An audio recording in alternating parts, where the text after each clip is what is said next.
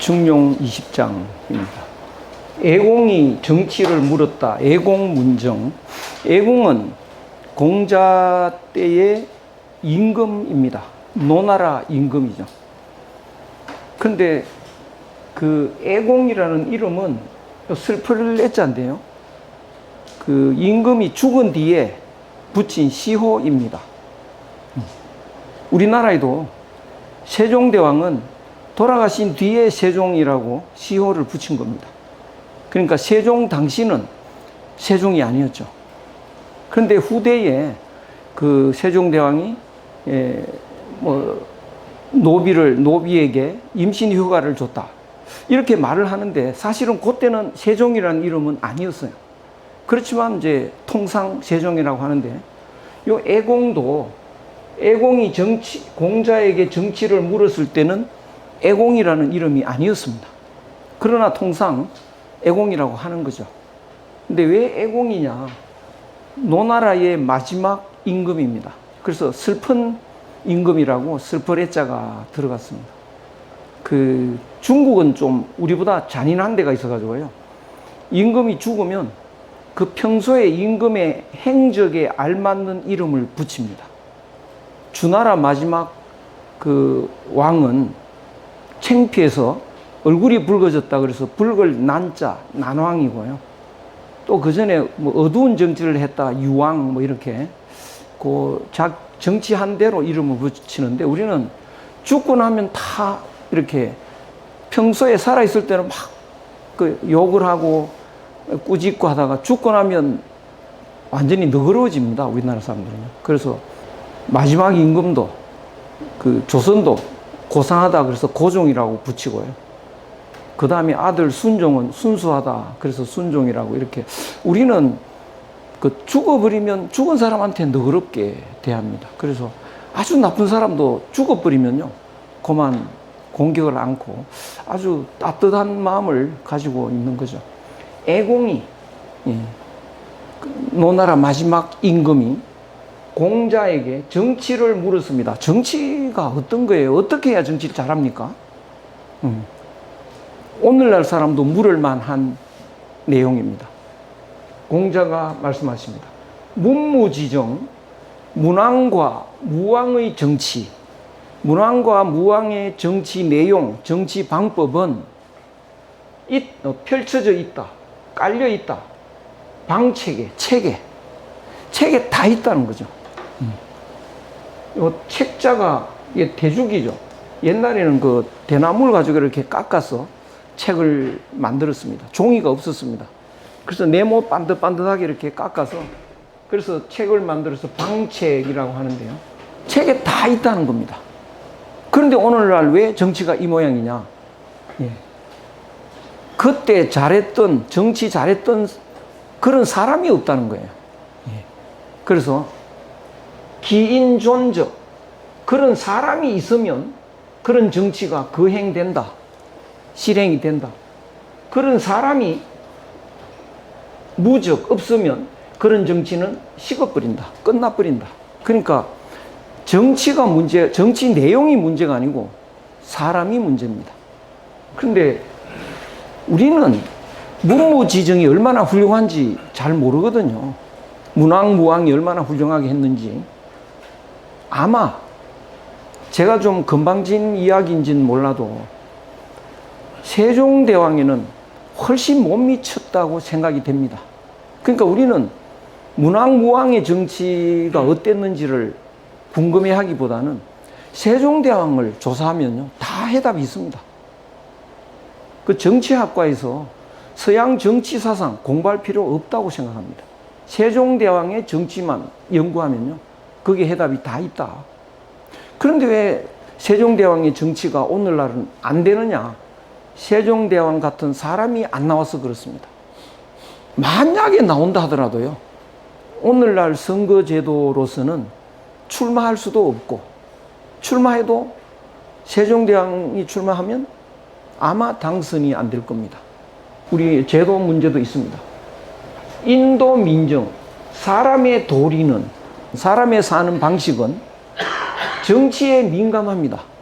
정치가 훌륭하면 사람이 확 좋아지고요. 정치가 나빠지면 사람이 아주 나빠집니다. 지금 제가 느끼는 건데 아마 그렇게 느끼실 겁니다. 이렇게 다니다 보면 사람이 참 각박해졌다. 예, 여유가 너무 없다. 약간만 뭐가 이상해도 막 이 얼굴을 붉히고 행패를 부리고요. 사람이 왜 이렇게 됐나? 여기 해답이 있죠. 정치가 나쁘면 사람은 바로 나빠지고요. 정치가 좋으면 사람이 바로 좋아집니다. 그래서 사람의 사는 도리는, 사람의 방법은 정치에 민감하다. 지도, 땅의 성질은 어떻게 되나요? 민수, 나무에 민감합니다. 나무가 많으면 땅은 좋아지고 나무가 없어지면 땅은 척박해지는 거죠. 정치라는 것은 포로다. 창포나 갈대다. 이거는 이제 갈대. 그 창포나 갈대는요, 잘 바뀝니다. 물이 들어오면 파랬다가 물이 말라버리면 바로 시들어 버립니다. 그래서 정치는 창포나 버들처럼 민감합니다. 그래서 정치는 중요하다. 정치가를 암만 요구를 해도 정치에 관심을 가지지 않을 수가 없는 이유가 너무나 영향이 크기 때문입니다. 그러면 이제 알 수가 있게 됐죠. 그러므로 위정은, 정치한다는 것은 어디에 달렸느냐? 사람한테 달려 있습니다. 정치 방법이 문제가 아니고요. 정치 내용이 문제가 아닙니다. 사람한테 달려 있다. 그러면 사람이 이제 정치를 잘하려면 어떻게 되느냐? 아무리 세종대왕이 훌륭해도 혼자 할 수는 없습니다. 훌륭한 사람을 모아서 정치 집단이 만들어져야 됩니다. 관리들이 모여져야 되는데, 훌륭한 관리를 모으려면 어떻게 해야 되나요? 임금이 훌륭해야 됩니다. 이 총리나 장관이 뛰어난 사람으로 모이게 하려면 그는 대통령이 훌륭해야 됩니다. 그래서 정치 집단을 모으려면 사람한테 있는데요, 훌륭한 사람들이 위에 쭉 있으면 그건 정치는 좋아지는 겁니다. 그러면 훌륭한 사람을 어떻게 모아야 되느냐? 구체적으로 이제 파고 들어갑니다. 훌륭한 사람을 어떻게 모아야 되느냐?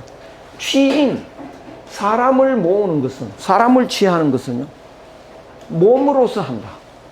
세종대왕도 몸이 없다면 사람 모을 수가 없습니다. 몸이 다가가서 사람을 모아오는 거죠. 그러면 사람들은 다 몸이 있지 않습니까? 그런데 왜 훌륭한 사람을 못 모으느냐? 몸이 다 같지가 않습니다.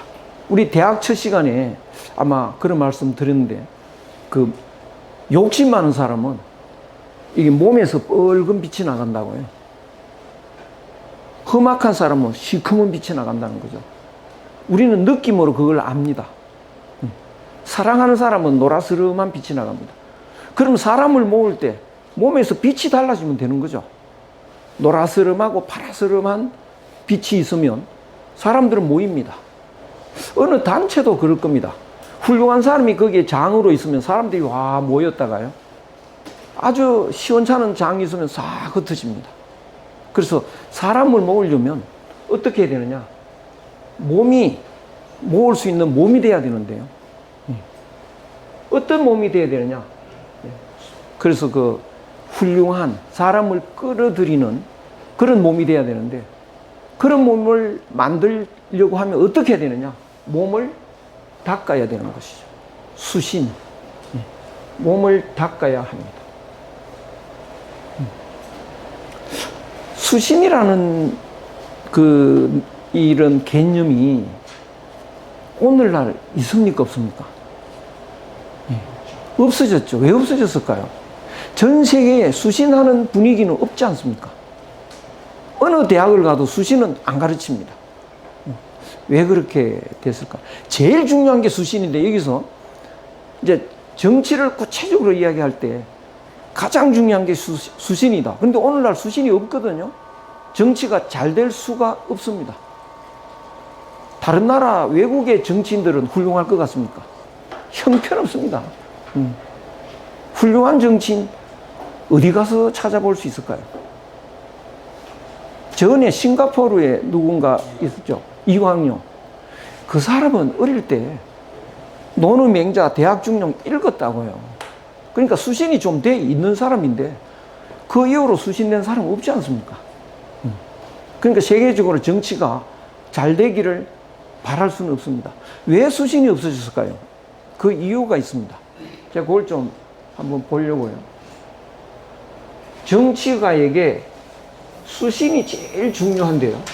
오늘날 수신이 사라진 이유가 뭘까? 이건 첫 시간에 우리 한번 다룬 내용인데, 오늘날 사람들은 사람의 마음을 잘못 알고 있습니다. 자기가 다 사람들 마음을 갖고 있지 않습니까? 근데 그 마음이 어떤 건지 모르고 있습니다. 제대로 배운 적이 없습니다. 마음을 제가 한번 그려봤는데요. 요 하얀 몸이라고 하면 몸에 마음이 들어있는데요. 이 마음은 하늘 마음이 이 몸 밖으로 저 하늘 마음이 꽉 우주에 있는데요. 그 하늘 마음이 우리 몸 속으로 이렇게 내려옵니다. 그 내려온 것이 한마음이라는 거죠. 한마음. 이 한마음이 착한 마음이고요. 이것이 정입니다. 이 한마음이 밖으로 이렇게 나오는 건데요. 그런데 하늘 마음이 인간이 자기 것 챙기려는 계산을 하다 보니까 하늘 마음이 이렇게 내려오다가 옆으로, 옆길로 가가지고요. 욕심이 돼버립니다. 악한 마음이 돼버립니다. 요거 첫 시간에 우리 설명드렸는데 생각이 나시죠? 예. 악한 마음이 돼버렸다. 그래서 이 마음이 점점 커져서 이 착한 마음은 거의 없어졌다. 예. 이렇게 됐습니다. 그러면 어떻게 되나요? 이제 악한 마음으로 사람이 사는데, 악한 마음은 원래 없었던 마음이고 가짜 마음이고, 또 그 악한 마음은 욕심은 자꾸 크는 거니까 욕심 채우는 삶을 살면 불행해질 수밖에 없다. 이렇게 돼 있습니다. 그래서 사람이 살아가면서 제일 중요한 게 뭐냐? 이 악한 마음을 없애야 된다는 거죠. 이 악한 마음을 없애는 것, 그 방법이 수신입니다. 근데 오늘날 사람들은 사람의 마음을 어떻게 판단하고 있느냐? 이렇게 판단합니다.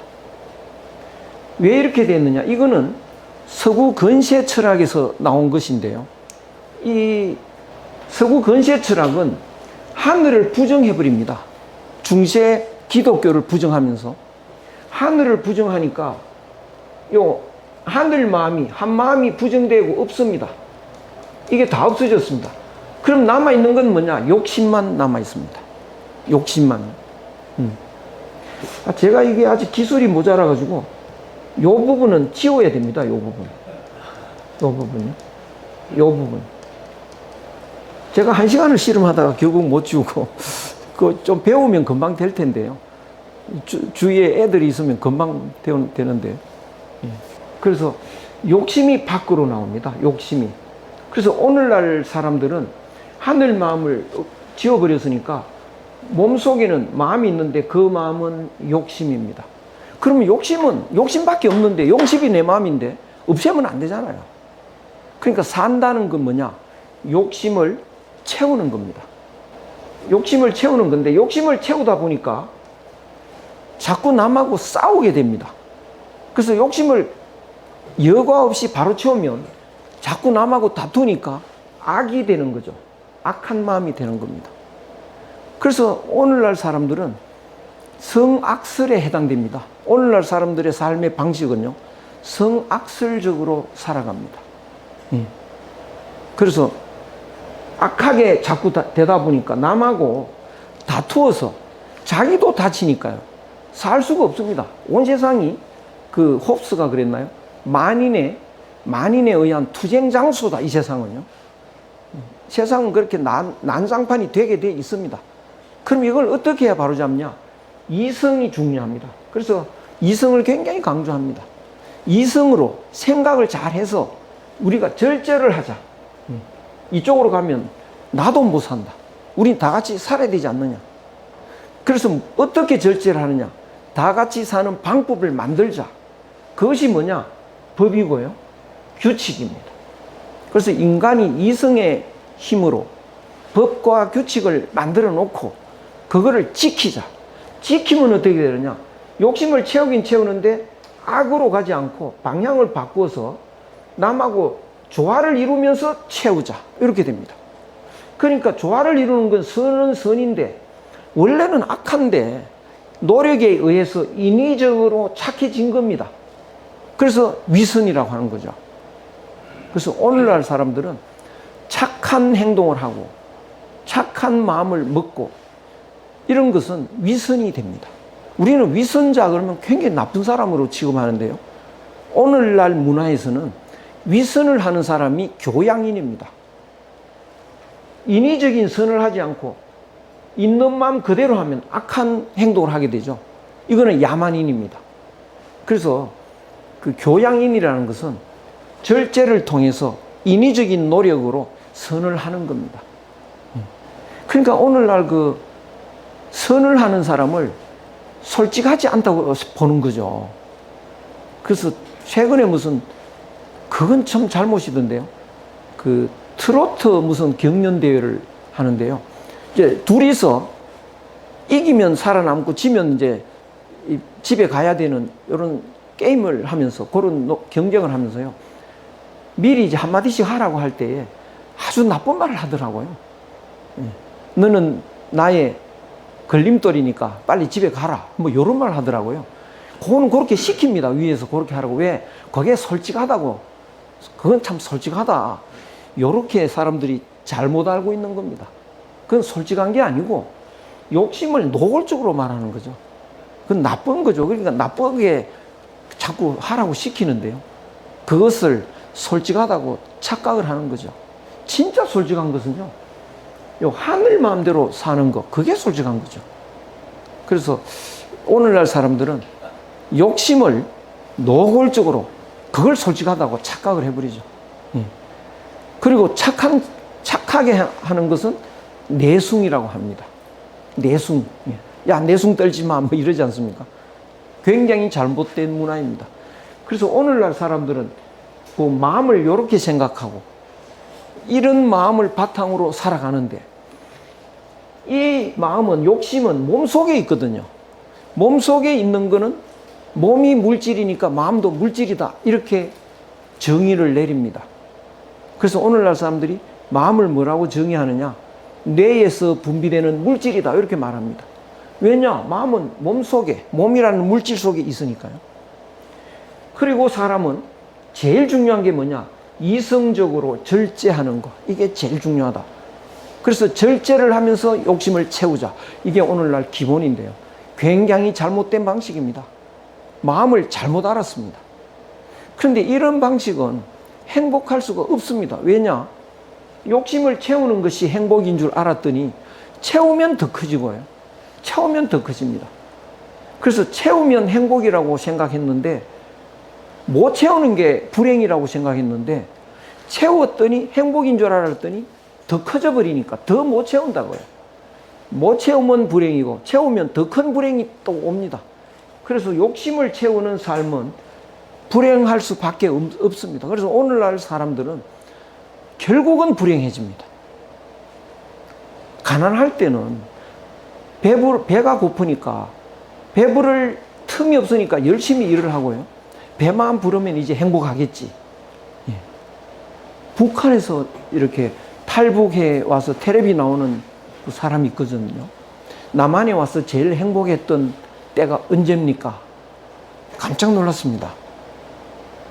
눈물이 글썽글썽해지더니요. 쌀밥 먹을 때래요. 예. 쌀밥 먹을 때. 근데 길을 가다 보니까 개밥 주잖아요. 개밥이 쌀밥이에요. 깜짝 놀래가지고요. 그러니까 쌀밥 먹는 게 행복인데 쌀밥 먹으면 행복인 줄 알았더니 매일 먹으니까 이제 그게 행복이 아닙니다. 욕심은 또 커져 있습니다. 그걸 또 채우면 또 커져 있습니다. 그래서 결국은 배고플 때는 다들 희망을 갖고 살았는데 온 세상 사람이 이제 배부르고 나니까요. 이제 절망하는 불행의 늪에서 빠지게 되는 이것이 오늘날 현실입니다. 전 세계 사람들이 불행의 늪에 빠져 있습니다. 그리고 욕심은 커지는데 절제력은 커지는 욕심을 따라가지 못합니다. 결국은 절제가 안 돼서 그 절제 안 된 거를 중독이라고 하는데요. 전 세계 사람은 중독에 빠지게 되어 있습니다. 그래서 오늘날 굉장히 잘못된 것이 마음을 잘못 알고 있다는 거고요. 이런 잘못 알고 있는 마음에서는 수신이라는 개념이 들어갈 수가 없습니다. 수신할 필요가 없습니다. 단지 뭘 해야 되느냐? 절제력만 가지면 됩니다. 근데 절제를 잘 못하면 훈련을 시킵니다. 절제력을. 그래서 오늘날 윤리학을 또 무슨 인성교육을 이런 걸 계속 시키는데요. 그것은 절제력을 자꾸 강화시키는 겁니다. 그래서 인성교육 시간에 야, 절제를 해라. 그 질서를 지켜라. 윤리와 법을 지켜야 돼. 그렇지 않으면 세상이 혼란해지니까. 그래서 네가 안 지키면 남도 안 지킬 거 아니냐. 그럼 남이 안 지키면 네가 피해 보잖아. 그러니까 너도 지켜야 남한테 피해를 안 줘야 남도 니한테 피해 주지 않을 거다. 이런 강의를 계속 한다고요. 그건 절제력과 법을 규칙을 지키는 이 훈련만, 이 설명만 계속 합니다. 근데 이건 암만 해도 한계가 있습니다. 암만 교육을 받아도요, 커지는 절제력을 감당을 못 합니다. 점점 더 심각해지는데, 지난주에는 저는 그 뉴스를 못 봤는데, 어떤 여자가, 알게 된 여자를 잔인하게 죽였다고 그럽니다. 그래서 다들 충격을 받고 있는데요. 이런 그 험악한 사건들이 점점 더 심해집니다. 입에 담을 수 없지만, 제가 일본에 있을 때, 일본에는요, 여자 중학생이 지 친구를 죽여가지고요, 목을 잘라가지고요, 머리를 들고 이렇게 다녀요. 그 입에 담을 수 없잖아요. 어떻게 그럴 수가 있냐. 인간은 점점 더 악해집니다. 결국은 그렇게 돼버린다고요. 그래서 우리는 뭘 알아야 되느냐. 인간이 알고 있는 이 마음은 완전히 잘못 알고 있다. 그래서 마음을 제대로 이해를 해야 된다. 그리고 이런 마음이 이렇다는 걸 알면 가장 중요한 게 뭐냐? 욕심을 없애는 거고, 그것이 바로 수신이다. 그래서 수신이 사라졌다는 것은 이 세상은 망하게 돼 있다는 뜻이고요. 이 세상이 되살아나려면 수신이 되살아나야 됩니다. 그리고 오늘 여기서 중용 20장에서 정치를 이야기하는데요. 전 세계가 난장판이 됐는데 정치가 제대로 되려면 정치 지망생이 수신부터 하는 분위기가 조성돼야 됩니다. 그게 망고의 진리인 건데요. 그래서 이런 그 중용이 이런 내용들이 정치학 개론에 들어가야 되겠죠. 그래서 오늘날 정치학 바꿔야 되는데요. 그래서 이런 내용을 바탕으로 정치학 개론을 쓰고, 물론 서양 정치학 개론의 기본 원리도 거기도 일단 소개하고, 그렇게 해서 제대로 된 정치학 개론이 나오면 비로소 세계의 정치가 바뀌게 될 겁니다. 그래서 이걸 빨리 조속히 이런 거를 알아야 된다, 이런 생각이 듭니다. 그래서 그 수신이 제일 중요한데요. 수신은 어떻게 해야 되느냐? 도를 가지고 해야 됩니다. 도에 맞게. 그래서 수신은 수도를 해야 수신이 됩니다. 왜 그러냐? 이 하늘 마음이 이렇게 내려오는 게 이것이 길 아닙니까? 길. 근데 길이 이렇게 내려오다가 욕심이 생기면서 이쪽으로 가버렸다고요. 그러니까 이쪽에는 길이 망가져 버렸습니다. 마치 물이 이렇게 내려오다가 여기 웅덩이에 물이 모이는데 이쪽으로 뚝이 터져서 이쪽으로 가버리면 이 길은 없어져 버리죠.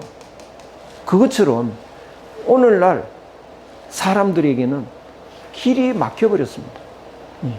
하늘 마음에서 내 마음으로 내려오는 길이 이게 망가져 있습니다. 그럼 어떻게 되느냐? 이 길을 수리해야 됩니다. 이 길을. 그러면 이제 하늘 마음이 이렇게 내려오겠죠. 그러면 내 마음이 한 마음으로 꽉 찰 겁니다. 그러면 몸이 이제 몸에서 빛이 달라지죠. 그러니까 그 내 몸을 바로 잡으려면 그 몸을 이제 닦아야 되는데 몸 닦는 방법은 요 길 닦는 거, 길 닦는 거에서 시작이 돼야 됩니다. 그러면 길은 또 어떻게 닦느냐? 길을 어떻게 닦느냐? 한 마음으로 닦습니다. 한 마음이 뭐냐? 하늘 마음이거든요. 그러니까 그 길 닦는 방법이 중용 1장에 좀 소개되기는 했죠. 사람들한테 하늘 마음이 다 있습니다. 근데 길이 망가지면서 하늘 마음이 사라졌느냐? 사라진 것 같지만 완전히 사라지지는 않습니다. 언제 그 길이 모습을 드러내느냐? 중용 1장에서는 아무도 보이는 사람이 없을 때, 들리는 소리가 없을 때, 혼자 있을 때, 무심히 잠이 들려고 할 때, 이럴 때 불쑥 하늘 마음이 고개를 내밉니다. 낮에 누구하고 싸우면서 내가 기분 나빠가지고 따귀를 심하게 때리고 말이죠. 친구한테 내가 아주 작살 내놨다, 친구를. 속이 다 후련하다. 근데 친구는 막 울상이 돼가지고 아주 피투성이가 되고 말이죠. 근데 내가 얼마나 기분 좋아하는지 몰라. 그런데 잠이 싹 올 때 내한테 얻어맞은 친구의 얼굴이 떠오릅니다. 너무 불쌍한 얼굴이에요. 내가 왜 그랬던가. 참 미안하다. 그거 좀 너그럽게 봐줬으면 안 돼? 내가 왜 그랬지? 이런 마음이 싹 떠오른다고요. 그 마음이 하늘 마음입니다. 그러니까 그때 그 마음이 하늘 마음이라는 걸 알고 붙잡아야 돼. 붙잡고 그 다음에 이제 어떤 친구가 내한테 기분 나쁜 소리 할 때 전에 같으면 작살 냈는데 이제는 내가 작살 내면 안 돼. 친구한테 또 그럴 수도 있잖아. 내가 좀 참지. 이렇게 바뀌는 겁니다. 그래서 내 속에 숨어 있다가 불쑥 나오는 그 하늘 마음, 내가 참 미안했다 이 마음, 그 마음이 나타나는 거 굉장히 중요합니다. 그걸 붙잡고 그 마음을 확대하는 게 길 닦는 하나의 방법이죠. 그래서 그 하늘 마음을 가지고 길을 닦는다. 그런데 여기서 하늘 마음이라는 것은 뭐냐? 사람이다. 이게 또 이상하지 않습니까? 하늘 마음이 사람이라니요. 나중에 논을 읽을 때 정확하게 나오는데요. 사람은 그냥 일반 사람을 말하는 게 아니고요. 옛날에 칠판이 이렇게 돼서 옛날에 이렇게 이제 중국과 한국이 이렇게 있으면 이 동쪽에 사는 사람을 사람이라고 하고 서쪽에 사는 사람을 민이라고 합니다. 그래서 인과 민이 이렇게 달라졌습니다. 그런데 동쪽에 사는 사람 중에 오늘날까지 남아있는 대표적인 사람이 누구냐? 한국인이죠. 동쪽에 사는 사람이 나머지는 중국인한테 희석이 되었습니다. 섞여버렸습니다. 섞이지 않고 동쪽에 있는 사람이 유일하게 남아있는 사람, 한국인이죠. 그러니까 인의 대표는 누구냐? 한국인입니다. 한국인의 마음, 요거는 이제 논어에 정확하게 이제 설명할 기회가 있는데요.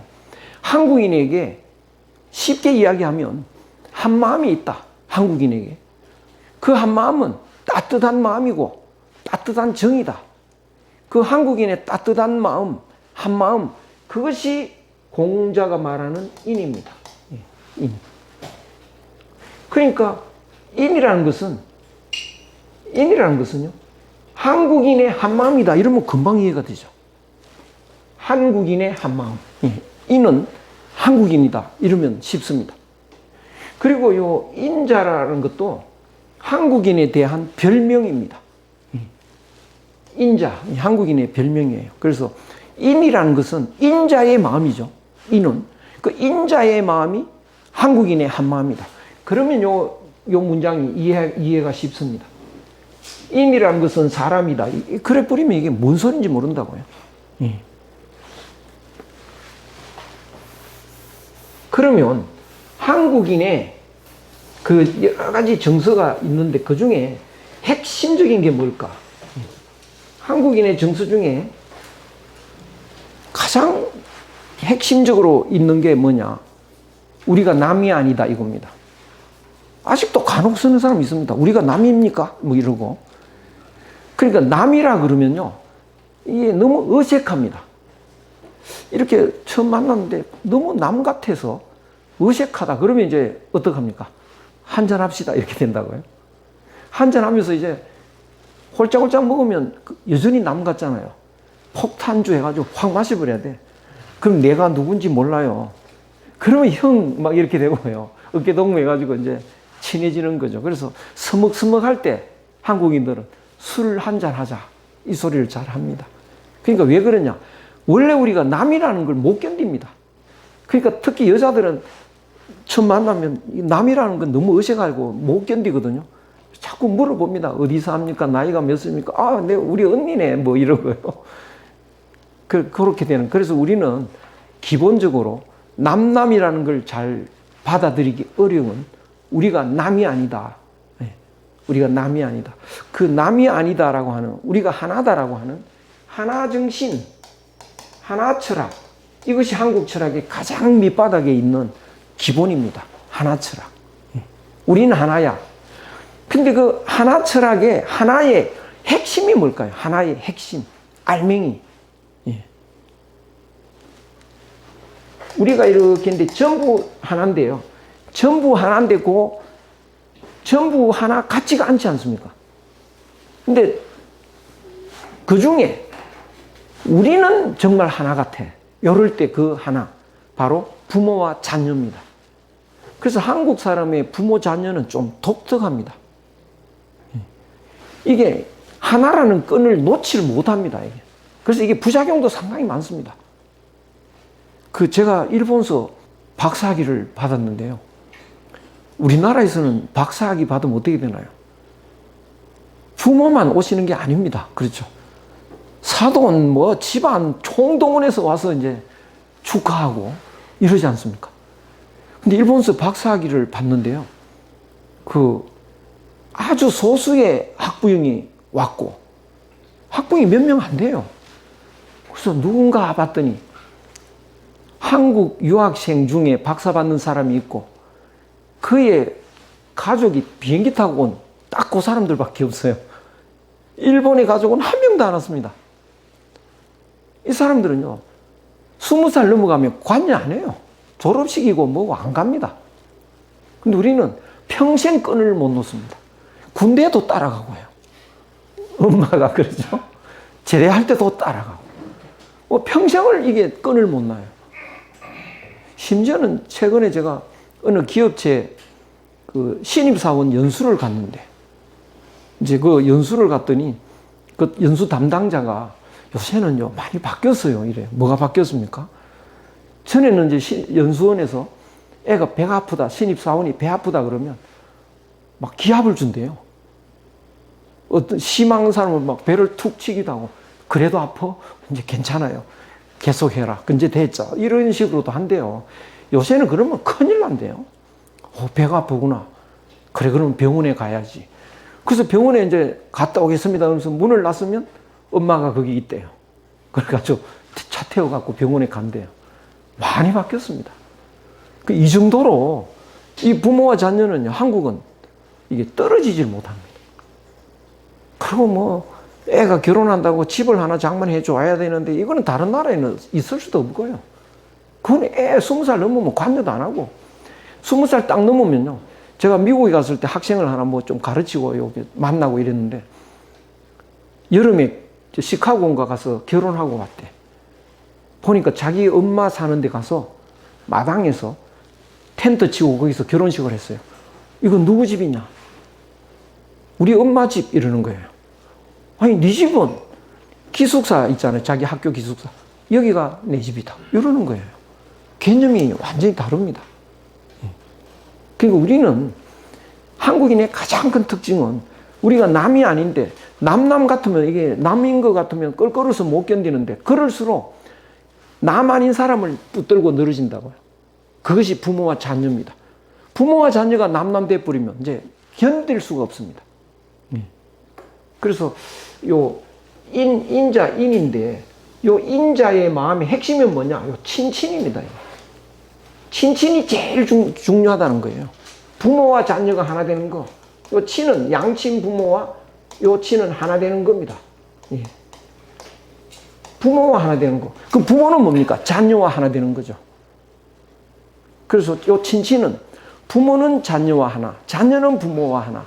그래서 부모와 자녀가 떨어지면 안 된다. 예. 그래서 제일 불행한 건 뭐냐? 자녀한테 버림받는 겁니다. 이 독거노인도 많고요. 또 어디 공원에 부모가 버리고 가는 이런 부모들.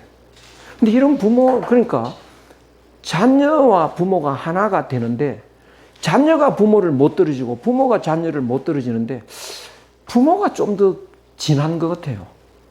그러니까 자녀는 그냥 가버리는데 부모한테 당신 아들 전화번호 좀 가르쳐 달라. 한 사람도 안 가르쳐 준대요. 모른다고 말합니다. 자기는 외로워서 죽을 지경이 돼도요.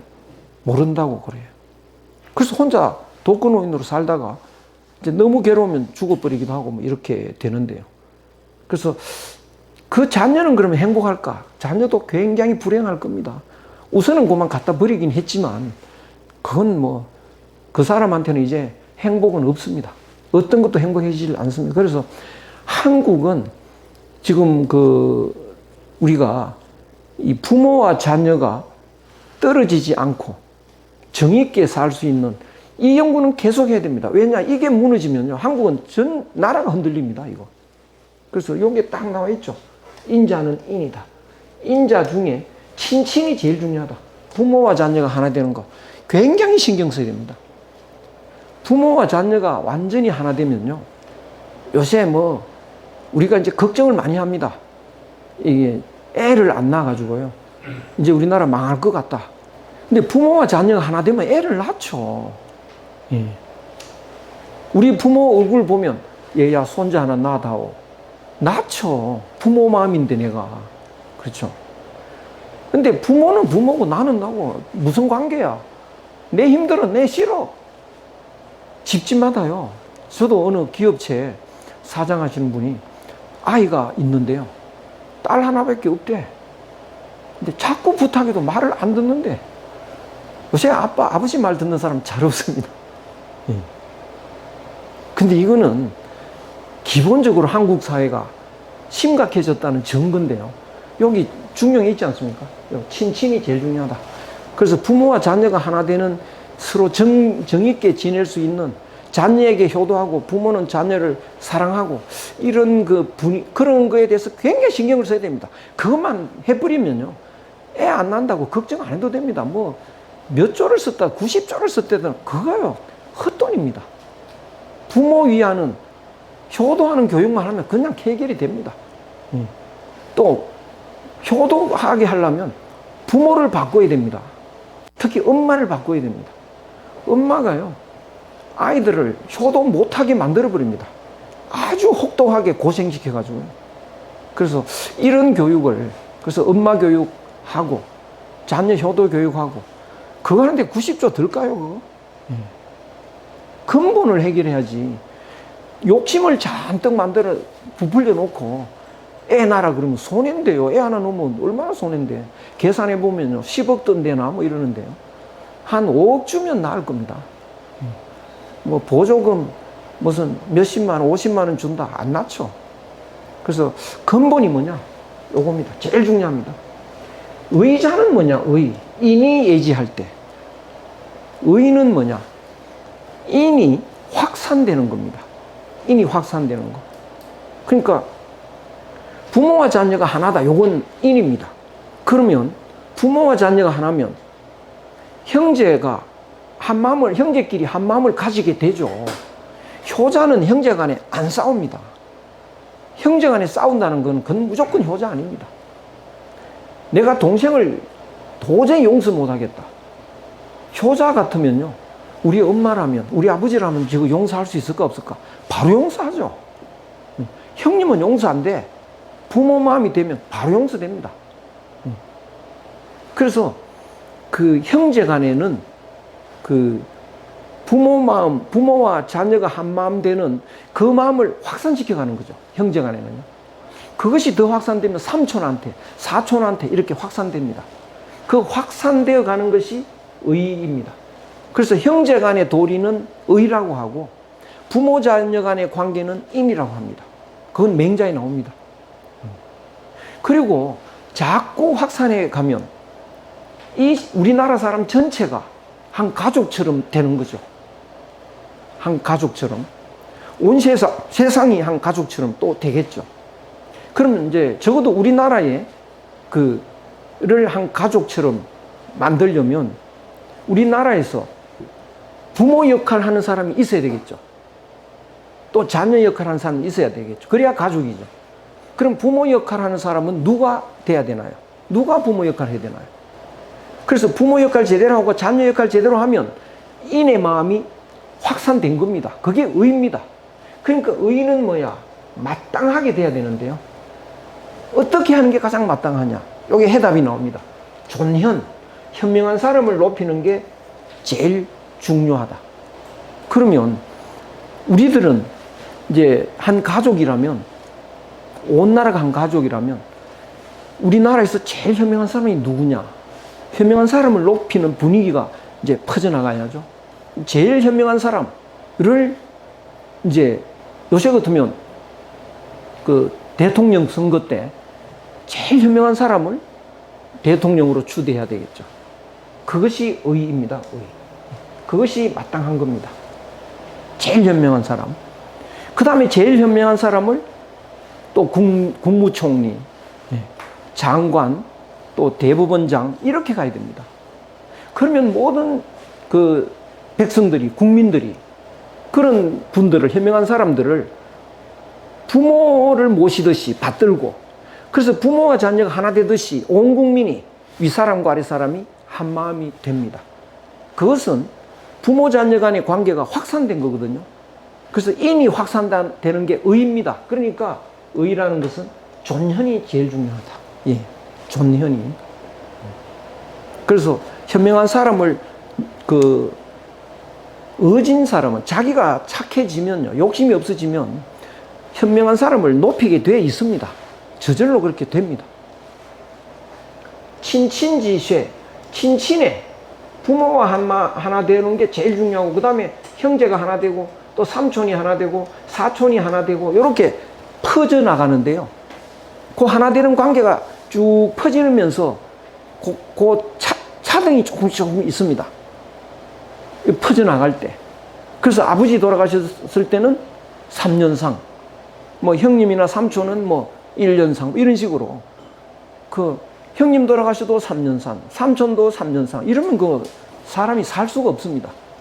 그래서 그 사랑은 쭉 퍼져나가는 거기 때문에 제일 핵심은 3년상, 그 다음에 1년상, 9개월상, 이런 식으로 차등이 있습니다. 그 퍼져나가는 관계에 따라서.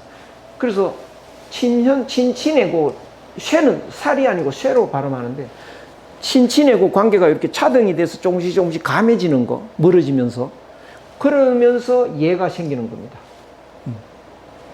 또 존현의 등, 좁히는 사람을 높이는데 제일 높이고, 그 다음 높이고, 그 다음 높이고, 그 등차가 있다고요. 거기서 예가 또 납니다. 그래서 예가 쭉 정해지면 이제 사람들이 예에 맞게 살다 보면 온 세상이 정말 안정되고, 천국처럼 됩니다. 요 설명을 중용해서 차츰 이렇게 해나가는데요. 그러면 어떻게 되느냐? 그러므로 군자는 뭘 해야 되느냐? 군자가 뭔지 제가 한번 말씀드렸는데 기억나십니까? 군자가. 여기 계신 분이 다 군자다. 그건 무슨 소리냐? 전에 한번 말씀드렸습니다. 아직도 소인이죠, 우리가. 우리가 전부 내가 우리 가족처럼 다들 사랑할 수 있느냐? 그것도 잘 안 되고 말이죠. 또 나도 늙어가는 게 기뻐지느냐? 생사도 초월하느냐? 안 되거든요. 그래서 소인인데, 소인 중에 두 종류가 있다. 철저한 소인이 있다. 철저한 소인은 여기 안 계신다. 왜? 철저한 소인은 안 오십니다. 암만 오자고 해도 안 오십니다. 돈을 많이 주면 오실 겁니다. 그렇지 않으면 안 오죠. 그런데 철저한 소인은 아니고 군자 되고 싶은 소인이 있습니다. 군자 되고 싶은 소인. 그런 분들이 여기 모인 겁니다. 그러니까 여기 모인 분들은 조만간 군자가 된다고요. 그래서 공자는 예비군자라는 말을 씁니다. 근데 여기 모인 분들을 공자는 예비라는 말을 생략하고 이제 군자는 이렇게 쓴다고요. 그러니까 공자가 말하는 군자는 자기 제자들입니다. 자기 제자들, 예비군자들. 그럼 제자들은 어떻게 해야 됩니까? 제일 먼저 수신을 해야죠. 그래서 그러므로 군자는 수신을 하지 않을 수가 없다. 제일 중요한 건 수신이다. 수신 안 되면 인간이 아니다. 그래서 오늘날 수신하는 사람들이 없다면 인간 된 사람이 거의 없다. 이렇게. 나는 인간인데 이렇게 생각하죠. 나는 인간인데 이렇게 생각하는데요. 인간이냐 짐승이냐. 인간이라고 생각하죠. 인간이라고 생각합니다. 군자냐 소인이냐. 이제 좀 망설여집니다. 그렇죠.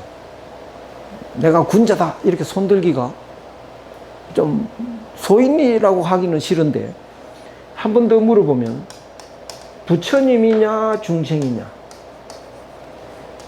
이제는 대답할 수밖에 없죠. 중생이라고 대답할 수밖에 없죠. 그러면 소인입니다. 그러면 짐승입니다. 그 말이 그 말입니다. 그런데 왜 우리는 인간이라고 하느냐? 짐승이면서 왜 인간이라고 하느냐? 우리가 배운 게 그겁니다. 인간이란 뭐냐? 어릴 때 뭐라고 배웠습니까? 서서 다니고, 그렇죠? 말을 할 줄 알고, 도구를 사용하고, 불을 사용하고, 군집, 무리 지어서 살고, 요리해 먹을 줄 아는 거. 그게 인간이다. 우리 어릴 때부터 배웠잖아요. 그 개념으로 보면 당당히 인간이죠. 근데 우리의 전통은 뭡니까? 인간의 마음을 가진 사람은 인간이고, 인간의 마음을 안 가진 사람은 짐승이다. 이게 한국의 전통이죠.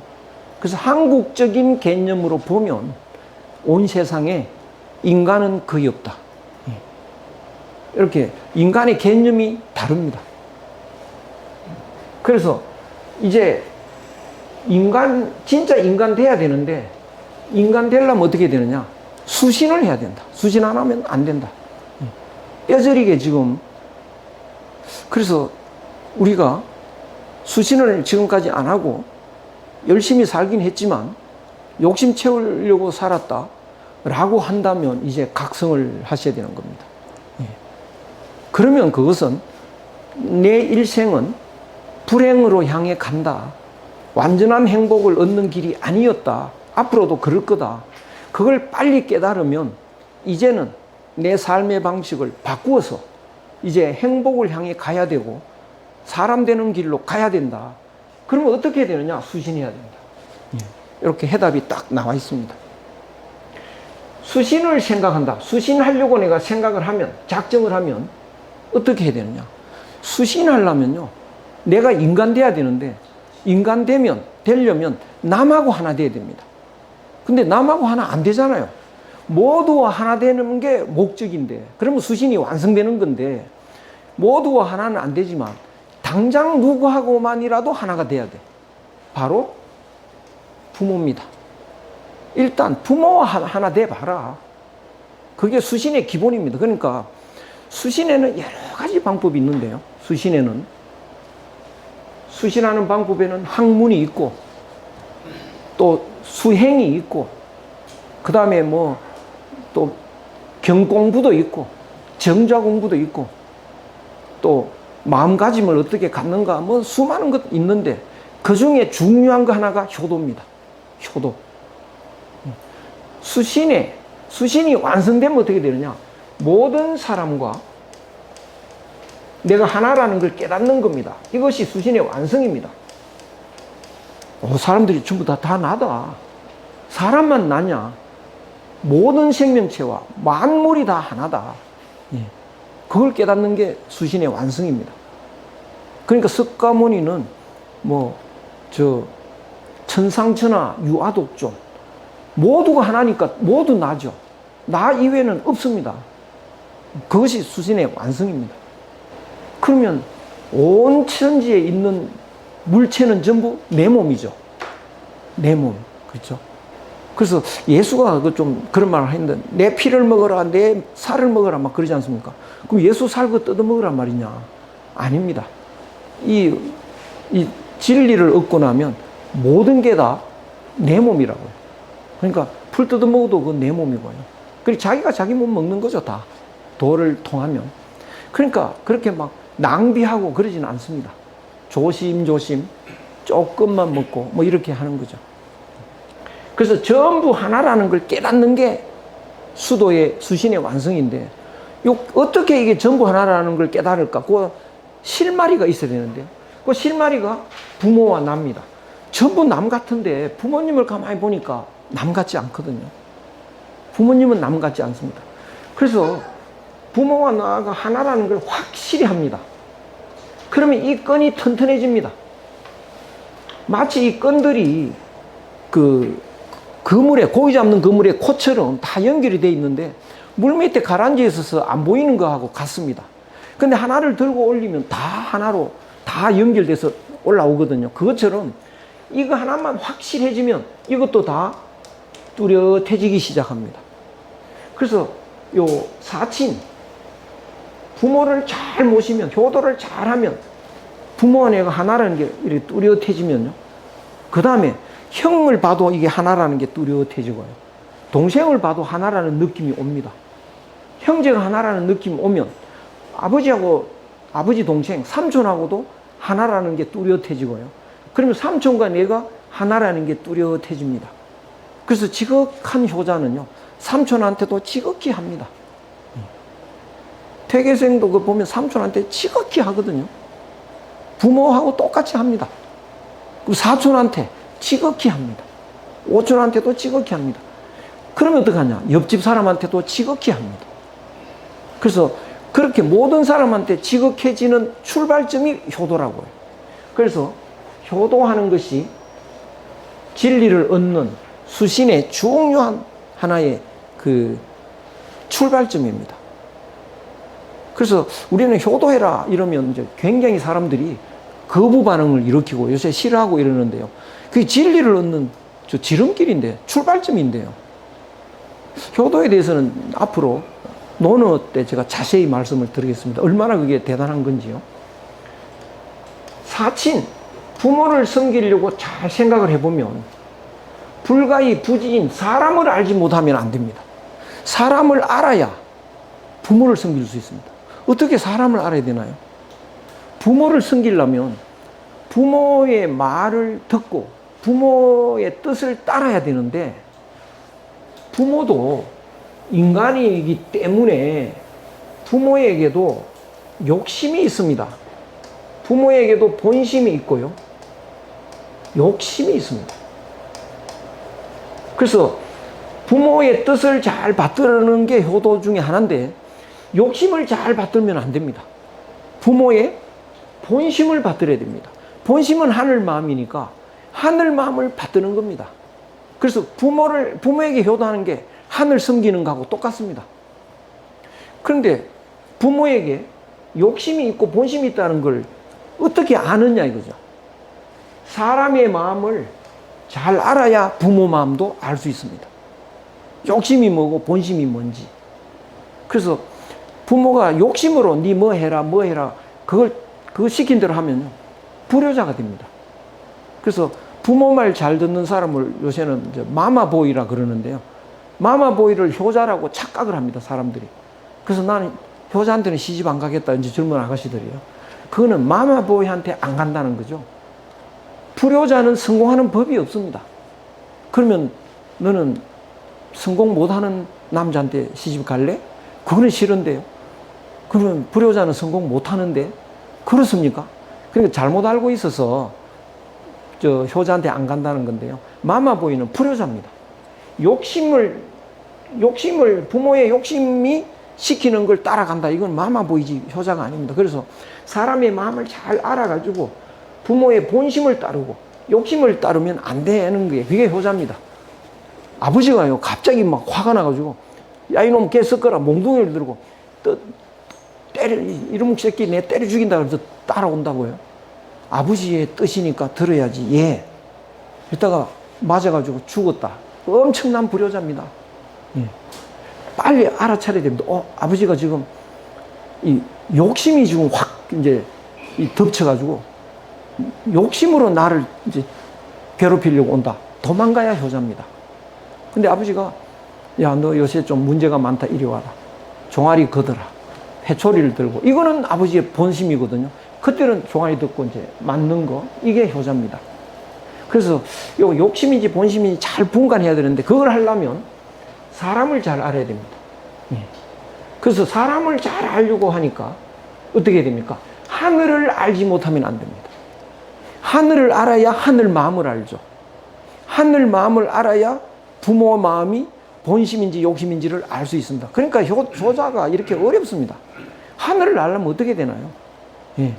진리를 또 알아야 됩니다. 그래서 효자 아무나 하는 거 아닙니다. 열심히 정말 알아서 그 온 세상에 주도하고 있는 그 본질, 그것이 하늘인데요. 그것까지 알아야 이제 부모 마음을 잘 알고 효도할 수가 있습니다. 조금만 쉬셨다가 그 다음에 또 계속하겠습니다. 예, 고맙습니다. 아이고, 고맙습니다.